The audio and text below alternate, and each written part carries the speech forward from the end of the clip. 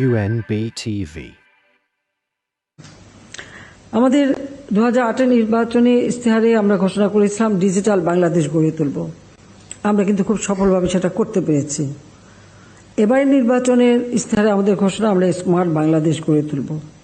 Smart Bangladesh গড়ে তোলার জন্য সবথেকে বেশি প্রয়োজন আমাদের স্মার্ট জনগোষ্ঠী, অর্থাৎ শিক্ষায় দীক্ষায় প্রযুক্তি জ্ঞানে স্মার্ট জনগণ আমাদের দরকার।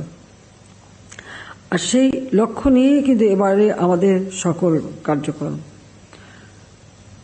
আমরা উন্নয়নের কার্যক্রম আমরা গ্রহণ করি, কিন্তু সেই সাথে সাথে দেশের মানুষের যে অধিকার সেটা নিশ্চিত করা দরকার। যেমন এখন আমরা জানি যে রাশিয়া ইউক্রেন যুদ্ধ এবং কোভিড-19 অতিমারি, যার প্রভাব সারা বিশ্বব্যাপী অর্থনীতিতে পড়েছে।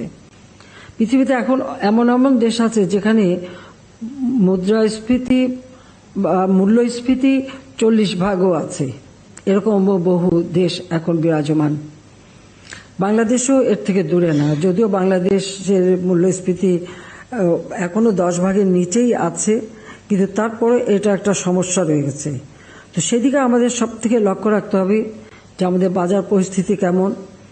আর তাছাড়া সামনে রোজা আসবে, এই রমজান মাসে আমাদের কিছু কিছু ব্যবসায়ী থাকে সবসময় মজুতদারি করে যা দাম বাড়িয়ে কিছু মুনাফা লুটতে চায়। তো সেদিকে বিশেষভাবে একটা নজর আমাদের দিতে হবে, কারণ এটা আশু করণীয় একটা কাজ আমাদের সামনে, যে কোথাও যেন এভাবে মানে কোনো ভোক্তাদের কোনো রকম হয়রানি হতে না হয়, সেদিকে দৃষ্টি দিতে হবে। আমাদের দেশীয় উৎপাদন বাড়াতে হবে, পরনির্ভরশীলতা আমাদের কমাতে হবে, এবং এটা যে আমরা করতে পারি সেটা কিন্তু অনেক ক্ষেত্রে আমরা কিন্তু প্রমাণ করেছি। তো সেদিকে একটু নজর দেওয়া একান্তভাবে দরকার।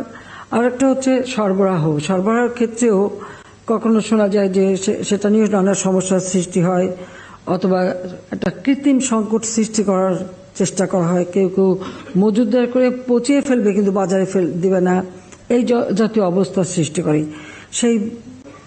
সেই দিকে বিশেষভাবে দৃষ্টি এবং কঠোর আইনানুগ ব্যবস্থা গ্রহণ করা দরকার, যেটা এই রমজান মাস সামনে রেখেই এই কথাগুলো আমি সবার আগে বললাম, যে নিত্য প্রয়োজনীয় পণ্য যেন সাধারণ মানুষের কাছে যথাযথভাবে পৌঁছাতে পারে সেই ব্যবস্থার দিকে সকলকে নজর দিতে হবে।